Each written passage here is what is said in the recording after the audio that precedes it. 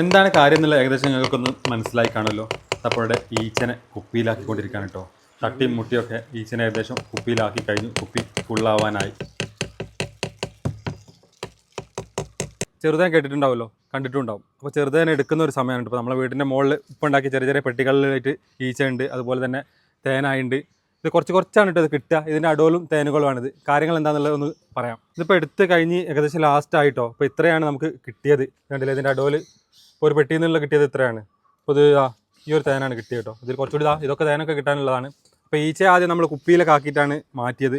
അതിനുശേഷം പുതിയ പെട്ടിയിലേക്ക് പൂമ്പൊടി, അതുപോലെ തന്നെ അതിൻ്റെ മുട്ടകൾ എല്ലാം തന്നെ മാറ്റി. ഇനിയിപ്പോൾ ഇതിൽ റാണിയിലേക്ക് ഇട്ടിട്ട് ഇത് ഫിക്സ് ചെയ്ത് പോകും കേട്ടോ.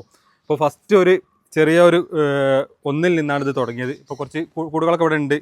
അപ്പോൾ ഇതിൽ നിന്ന് ഇത്രയേ കിട്ടുള്ളൂ. ഇതൊരു വ്യാപകമായി നടത്തണമെങ്കിൽ അതുപോലെ തന്നെ ഒരുപാടെണ്ണൊക്കെ വേണ്ടി വരും. എന്നാലേ ഇപ്പോൾ ഇതിനോട് ഒരു കാര്യം ഉണ്ടാവുള്ളൂ. ഇതിപ്പോൾ ഒരു ടൈം പാസിന് അതുപോലെ തന്നെ നമ്മളെ വീട്ടിലെ ആവശ്യങ്ങൾക്ക് വേണ്ടിയിട്ടുള്ള ഒരു ഉപ്പൻ്റെ ഒരു പരിപാടിയാണ് കേട്ടത്.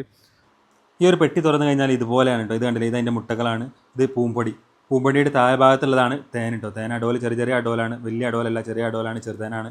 അപ്പോൾ ഈ ഒരു അടോല് നമ്മളെ പിഴിഞ്ഞെടുത്തിട്ടാണ് തേൻ എടുക്കുക.